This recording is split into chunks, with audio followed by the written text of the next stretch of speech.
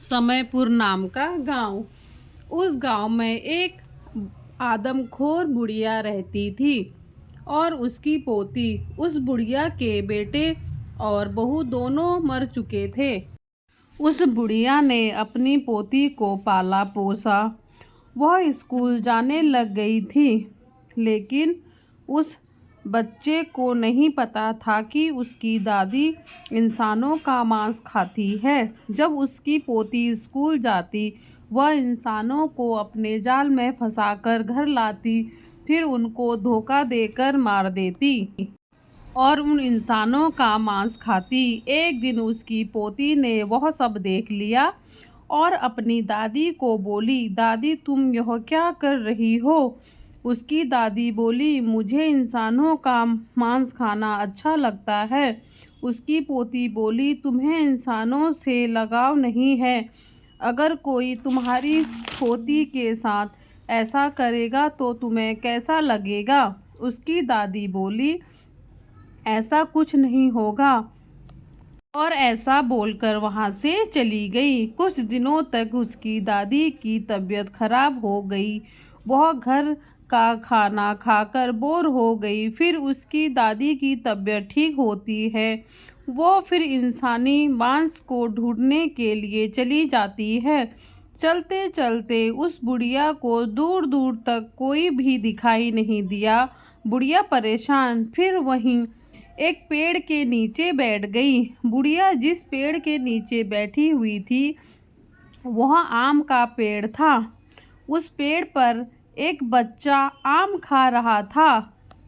जैसे ही बच्चे ने आम खाकर गुठली नीचे फेंकी तो बुढ़िया के सर पर जाकर लगा और वह बुढ़िया गुस्से से उठी और बोली, कौन हो तुम? कौन हो तुम? किसने मुझे मारा? जैसे उस बच्चे ने बोला, दादी वह मेरे से लग गई है, तो उस बुढ़िया की खुशी का कोई ठिकाना नहीं था। फिर उस बुढ़िया ने उस बच्चे को पागल बनाने के लिए बोला, बेटा इस पेड़ के आम मीठे हैं क्या? तुम मुझे आम तोड़कर दोगे? वह बच्चा बोला, ठीक है। उस बच्चे को कहाँ पता था कि आज उस बच्चे की शामत आने वाली है। उस बच्चे ने आम तोड़कर नीचे फेंके तो बुढ़िया बोली, बेटा यह आम सड़ा हुआ है।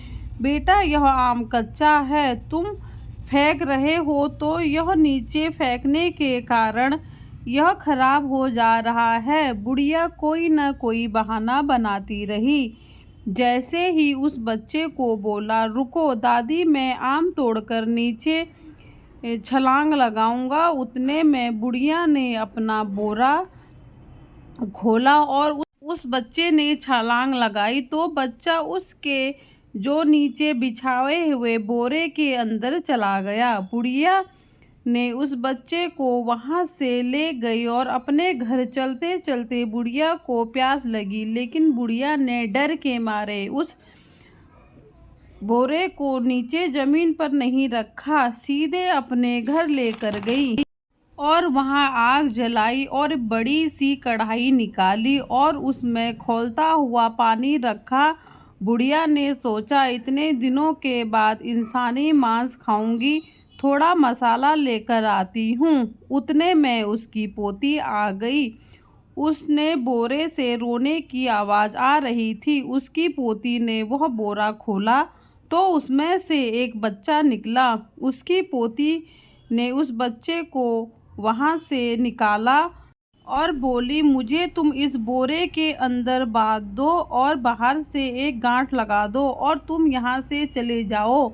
मेरी दादी आने वाली है, नहीं तो वो तुम्हें पकड़कर तुम्हें खा जाएगी। मेरी दादी को पता नहीं कब अपनी गलती का एहसास होगा, लेकिन यह करना बहुत ज़रूरी है।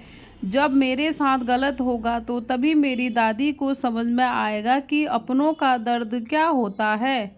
और उस बच्चे को बोला, तुम यहाँ से चले जाओ। उस बच्चे ने वैसा ही किया। फिर वह बच्चा वहाँ से चला गया।